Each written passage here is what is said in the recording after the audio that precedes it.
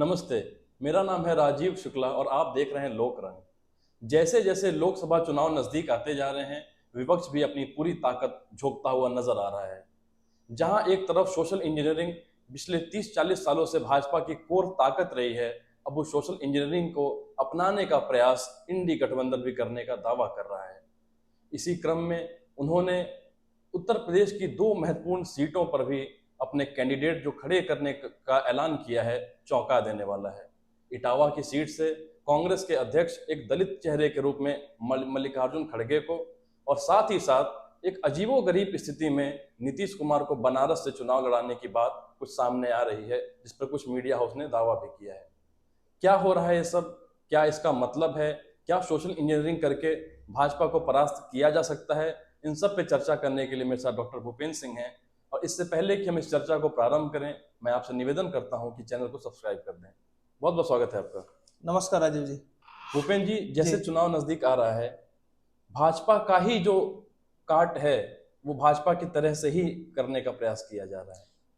देखिए, भारतीय जनता पार्टी की social engineering बहुत पुरानी है जी। और ये सोशल इंजीनियरिंग की जो जो वास्तविक फार्मूला है, इसका इजाद किया था पंडित दीनदयाल उपाध्याय जी ने, जिसमें उन्होंने सबसे पहले ब्राह्मण और बनिया और ठाकुर समाज को एक साथ बैठाने का प्रयत्न किया। उसके बाद ये प्रयास उन्होंने शुरू किया अपने शुरुआती जनसंघ के समय में, यानी सन 50-55 के आसपास उन्होंने काम शुरू किया। और भाजपा इसी धारा पर चलते चलते आप देखेंगे कि सन 80 तक लगभग जो है, ये जितनी सवर्ण जातियां हैं सबको एक साथ बैठाने में सफल रही। उसके बाद इनका जो प्रयास था वो ओबीसी जातियों की तरफ गया। जब ओबीसी जाति की तरफ गए तो इसमें विशेष रूप से जो किसान जातियां हैं, कृषक जातियां हैं, उनका इन्होंने साथ लिया। और आप देखेंगे तो जो बनिया समाज है उसमें भी एक अच्छी खासी संख्या ओबीसी बनिया समाज की है। और यही राजनीति धीरे धीरे धीरे धीरे आगे बढ़ी, आदिवासियों को इन्होंने अपने साथ लिया। और अब धीरे धीरे धीरे प्रयास ये है कि दलितों का वोट भी मिले। इसलिए आप देखेंगे कि लाभार्थी योजनाएं इतनी ज्यादा बड़ी संख्या में भारतीय जनता पार्टी द्वारा और मोदी सरकार द्वारा लॉन्च की जा रही है कि अधिक से अधिक जो दलित समाज है, पिछड़ा समाज है, अति पिछड़ा समाज है, ये सब जो है नरेंद्र मोदी की जो वेलफेयर स्कीम है उसके अंतर्गत आ सके। जी। अब ये हुआ क्या है, खासकर हम उत्तर प्रदेश के परिप्रेक्ष्य में बात करें तो आप देखते हैं कि गठबंधन, भाजपा गठबंधन को 73 सीट मिलता है, फिर 66 सीट मिलता है। और इस बार भी जो सर्वे आ रहे हैं सभी 70 सीट से ऊपर के दावे कर रहे हैं। ऐसे में यदि उत्तर प्रदेश में इंडी गठबंधन का सफाया हो जाता है तो उनके पास जो एक वापसी का मौका है वो पूरी तरह से समाप्त हो जाएगा। तो अब दाव क्या बचा है? आप किसी व्यक्ति को घेरेंगे, मान लीजिए नरेंद्र मोदी जी को घेरना चाहते हैं, तो आप भ्रष्टाचार पे घेर सकते हैं क्या? बिल्कुल नहीं घेर सकते। घेरने का प्रयास किया था पिछले चुनाव में, राफेल किया और मुंह की खानी पड़ी। राष्ट्रीय सुरक्षा के मुद्दे पर घेर सकते हैं? बिल्कुल नहीं घेर सकते हैं। आतंकवाद के मुद्दे पे नहीं घेर सकते हैं। इंफ्रास्ट्रक्चर डेवलपमेंट पे नहीं घेर सकते हैं। विदेश नीति पर नहीं घेर सकते हैं। तो ऐसा कोई मुद्दा इनके पास नहीं है जहां पर ये घेर सके। तो इन्होंने जो मुद्दा निकाला वो ये है कि किसी तरह भारतीय जनता पार्टी के सोशल इंजीनियरिंग को स्वयं यदि स्वीकार कर लें तो उसी की काट के तहत, जब ये सारी बातें हवा में चल रही थी कि एक ऐसा गठबंधन बनेगा, सभी लोग एक साथ आएंगे, उसी के समानांतर बिहार में नीतीश कुमार जी ने जातीय जनगणना शुरू कराया, जिसको कि नाम दे दिया उन्होंने कास्ट सेंसस के बजाय कास्ट सर्वे, क्योंकि जो सेंसस कराने का अधिकार है वो केंद्र सरकार के पास है, वो यूनियन लिस्ट का मैटर है। जी। तो एक माहौल बनाने का प्रयास बिहार से शुरू हुआ और इसी सब योजनाओं को ध्यान में रख करके भी कांग्रेस ने जो है अपने अध्यक्ष के जो चेहरा था उसमें बदलाव किया और एक दलित चेहरे के रूप में मल्लिकार्जुन खड़गे जी की एंट्री हुई। अब हम इस राजनीति को दो हिस्से में डिवाइड करते हैं, पहली ओबीसी राजनीति और दूसरी दलित राजनीति। हम सबसे पहले नीतीश कुमार जी बनारस में आएंगे, उससे क्या प्रभाव पड़ेगा, क्यों लाया जा रहा है, उन चर्चाओं को हम सबसे पहले यहाँ पर रखेंगे। जी। आप देखेंगे तो सवर्ण समाज लंबे समय से भाजपा के साथ रहा है। ओबीसी समाज पहले समाजवादी पार्टी के साथ था, कल्याण सिंह के जमाने में जो था ये भाजपा के साथ था, फिर उसके बाद ये मुलायम सिंह जी के साथ आया। हम इसमें जब बात कर रहे हैं ओबीसी समाज की तो एक जाति को माइनस करके, और वो है यादव कम्युनिटी, क्योंकि यादव कम्युनिटी मजबूती के साथ समाजवादी पार्टी के साथ जुड़ी रही। बाकी जातियों में प्रमुख जातियों की बात करें तो कुर्मी जाति है, कोयरी जाति है, यानी पटेल है, मौर्य है, ठीक है। ये जो बड़ी संख्या में जातियां हैं और बड़े देखेंगे तमाम स्थानों पर फैली हुई जातियां हैं, ठीक है। तो ये जातियां बाद में जब आप देखेंगे कि बहन जी की सरकार आती है तो वहां पर लालजी वर्मा आपको दिखाई देते हैं, बाबू सिंह कुशवाहा दिखाई देते हैं, है ना। उसके बाद स्वामी प्रसाद मौर्य दिखाई देते हैं। तो इस तरह से ये जो कुर्मी जाति है और जो कोयरी जाति है ये बहन जी के साथ चली आती है। और अगले ही चुनाव में जिसमें अखिलेश जी मुख्यमंत्री बनते हैं, फिर से ये ओबीसी की ये जो प्रमुख जातियां हैं, बड़ी संख्या वाली जातियां हैं, सपा के साथ, ये सपा के साथ आ जाती हैं, जी। ये सपा के साथ बनी रहती हैं। लेकिन धीरे धीरे इनका मोहभंग हो जाता है। मोहभंग का कारण ये होता है कि जो एक सच्चाई क्या है नहीं है इस पर हम कभी बाद में चर्चा करेंगे, लेकिन एक ये नैरेटिव बना कि ये जो समाजवादी पार्टी है वो ओबीसी के बाकी जातियों का वोट तो लेना चाहती है, लेकिन जब नौकरी की बात आती है, सुविधाओं की बात आती है, या थाने का कोई विषय हुआ, सड़क का कोई विषय हुआ, उसमें जो प्राथमिकता है वो केवल मुसलमानों को और यादवों को दी जा रही है। तो इस परसेप्शन के कारण आप देखेंगे कि धीरे धीरे ये जो दोनों प्रमुख जातियां थी, इसमें तीसरी जाति में जोड़ना चाहूंगा, लोधी कम्युनिटी की मैं बात करूंगा। ये तीनों जातियां, लोधी कम्युनिटी, मौर्य कम्युनिटी और कुर्मी कम्युनिटी, ये तीनों धीरे धीरे भारतीय जनता पार्टी की तरफ शिफ्ट हो गई और लगभग इनका 60% वोट, चाहे लोकसभा का चुनाव हो चाहे विधानसभा का चुनाव हो, ये भाजपा के साथ रहता है। ठीक है। तो नीतीश कुमार लंबे समय से ओबीसी पॉलिटिक्स कर रहे हैं। और आप उत्तर प्रदेश की बात करें तो जो यादव कम्युनिटी है उसका पूरा ठेका इस समय किसके पास है? सपा के पास है। सपा के पास है। मुसलमानों का भी पूरा ठेका किसके पास? समाजवादी पार्टी के पास। समाजवादी पार्टी के पास है। अब जो बची हुई जाति है प्रमुख रूप से ओबीसी पॉलिटिक्स की, दलित वाली हम बाद में बात करेंगे, उसमें बची हुई मेन कम्युनिटी कौन सी फिर आई? कुर्मी है और मौर्य है और लोधी है। इस कम्युनिटी को साधने के लिए नीतीश कुमार को बनारस में लड़ाने की एक योजना है। ये बातें चर्चा में तेजी से आ रही हैं। अच्छा, नीतीश कुमार बनारस से लड़ेंगे तो उसका क्या असर हो सकता है, इसको भी हमें देखना पड़ेगा। तो सबसे पहले जो ये कुर्मी, कोयरी, लोध, ये सब जातियां हैं, इनके हमें स्प्रेड को समझना पड़ेगा।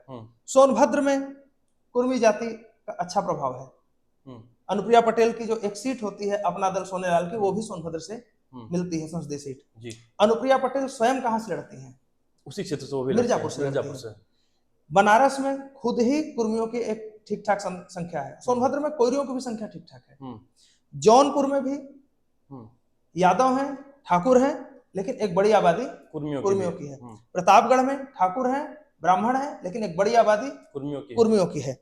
इसी तरह से आप जब आएंगे बाराबंकी की बात करें, बाराबंकी में ठीक ठाक आबादी कुर्मियों की है। अंबेडकर नगर में ठीक ठाक आबादी कुर्मियों की है। संत कबीर नगर में ठीक ठाक आबादी कुर्मियों की है। फिर यदि आप जब और पीछे जाएंगे तो जो आपका कौशाम्बी है, वहां पर भी ठीक ठाक आबादी है कुर्मियों की।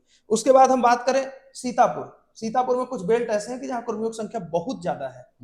बहराइच में कुर्मियों की संख्या ठीक ठाक है। बस्ती में अच्छी खासी संख्या है। तो आप एक तरह से देखेंगे। इसी तरह हम बरेली की तरफ जाएं तो बरेली में संतोष गंगवार कितने समय से, आप देखिए, हमें लगता है 8-9 बार से वो सांसद लगातार बने हुए हैं।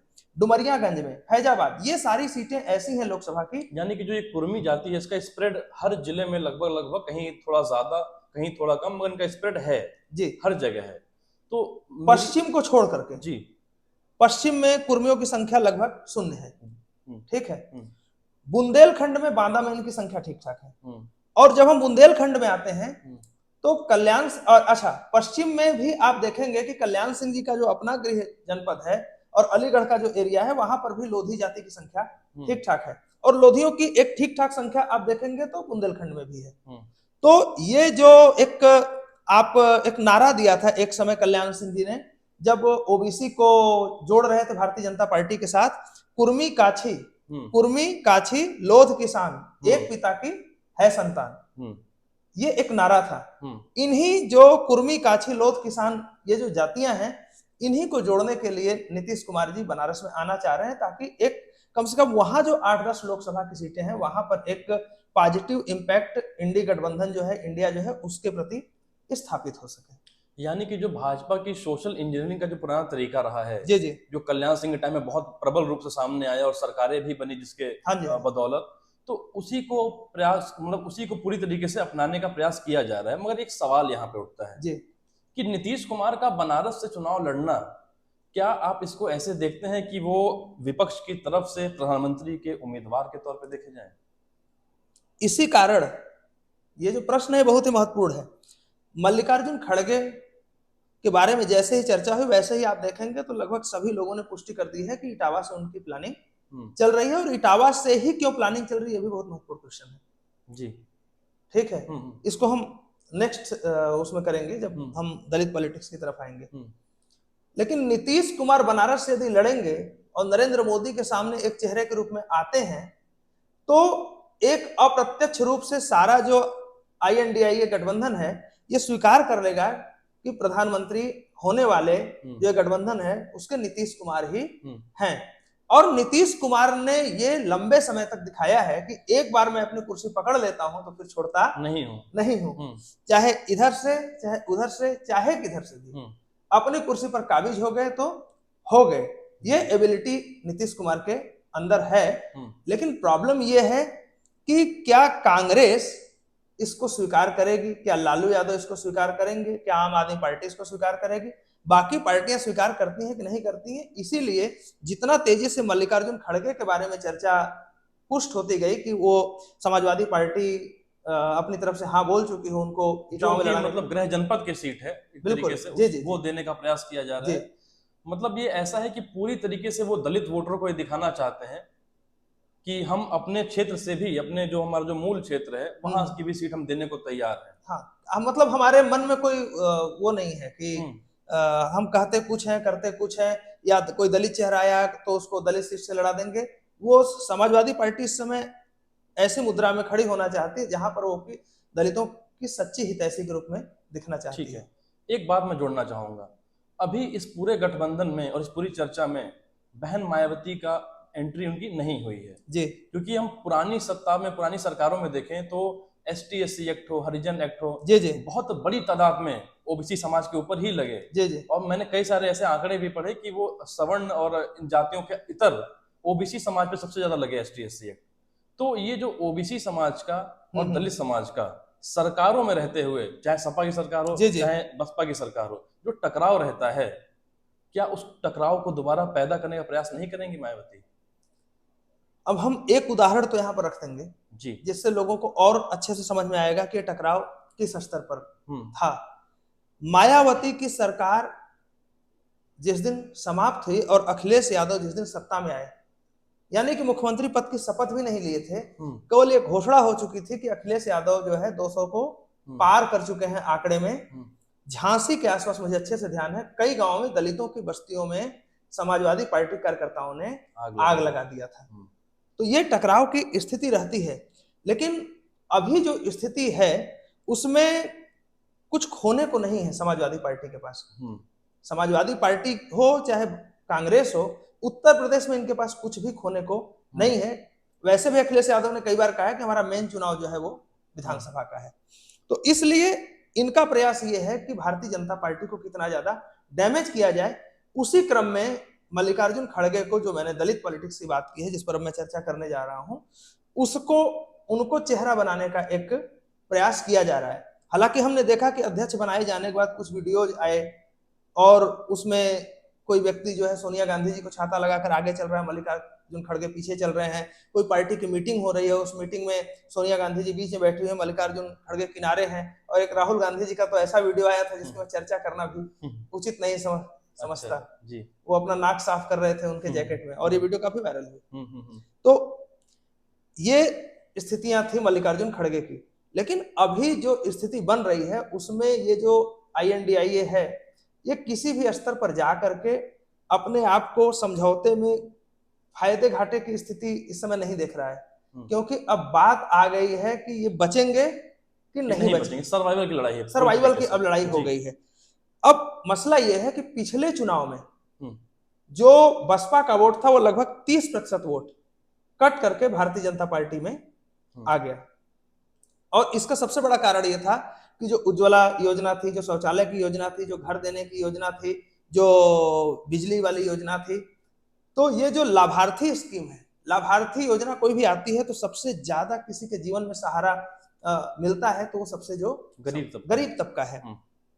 तो पहली बार आप कह सकते हैं कि जो कोई सरकार थी वो अंतिम व्यक्ति तक पहुंच करके डिलीवर कर रही थी। अंत्योदय का जो कॉन्सेप्ट रहा है दीनदयाल उपाध्याय जी जी जी, तो उस अंत्योदय के सिद्धांत को पहली बार किसी सरकार ने जमीन पर लागू कर दिया। इस नाते एक रिजिड वोटर वर्ग है बसपा का, उसके बावजूद भी उन्होंने भले प्रदेश के चुनाव में थोड़ा इधर उधर वो गए, लेकिन लोकसभा के चुनाव में उन्होंने नरेंद्र मोदी को वोट अपना दिया था। अब मसला ये है कि मायावती की जो स्थितियां धीरे धीरे बनती जा रही हैं, उसमें दलितों को ये लग रहा है कि बहुजन समाज पार्टी धीरे धीरे समय के साथ इररिलेवेंट होती जा रही है। और दलित समाज के पास दो विकल्प है। पहला विकल्प यह है कि वो भारतीय जनता पार्टी के साथ आता जाए, और दूसरा विकल्प यह है कि वो समाजवादी पार्टी और जो कांग्रेस और ये जो गठबंधन इंडिया वाला है उत्तर प्रदेश के अंदर, उसकी तरफ जाए। अब यदि डेवलपमेंट की बात होगी, राष्ट्रीय सुरक्षा की बात होगी, विदेश नीति की बात होगी, ये सब बातें होंगी, हिंदुत्व की बात होगी, राम मंदिर की बात होगी, तो ये सब जातियां धीरे धीरे भारतीय जनता पार्टी की तरफ और ज्यादा मोबिलाइज होंगी। लेकिन यदि जातीय जो स्थितियां हैं, जातिवाद है, उसको उभार दिया जाए, जो कि जाति जनगणना के रूप में उभार दिया जा रहा है, और इसका सबसे महत्वपूर्ण सबूत अभी कल मिला जब इन पार्टियों की बैठक हुई परसों। तो इन्होंने कहा कि सभी पार्टी जाति जनगणना के मुद्दे को लेकर के अपने अपने चुनावी क्षेत्र में जाएंगी। इसका मतलब यह है कि जातीय जनगणना इनके पास तुरुप के इक्के की तरह संभवतः पड़ा हुआ है, जिसका ये प्रयोग समय आने पर करना चाहती हैं। अब ये आज के समय में जबकि प्राइवेटाइजेशन की तरफ दुनिया जा रही है, यदि 100 लोग नौकरी करते होंगे तो 99 लोग प्राइवेट की नौकरी करते होंगे। देश का उद्योगीकरण हो रहा है, स्टार्टअप का समय है, सब लोग अपना काम शुरू कर रहे हैं। उस समय जातीय जनगणना कितना प्रभावी हो सकता है वोटरों के लिए, ये तो नहीं कहा जा सकता, लेकिन अभी जो एक आशा की किरण INDIA गठबंधन को कहीं न कहीं उस जातीय जनगणना में दिखाई दे रही है। जैसे जैसे लोकसभा चुनाव नजदीक आता जाएगा, ये समीकरण दिन ब दिन बदलते जाएंगे। नीतीश कुमार का बनारस से चुनाव लड़ने का जो फैसला है, इसकी पुष्टि भी हुई हो चाहे नहीं हुई हो, अगर वो चुनाव लड़ते हैं तो कहीं ना कहीं ये बहुत रोचक होगा। यदि आपको चर्चा अच्छी लगी हो तो वीडियो को लाइक करें और चैनल को सब्सक्राइब करें। धन्यवाद। नमस्कार।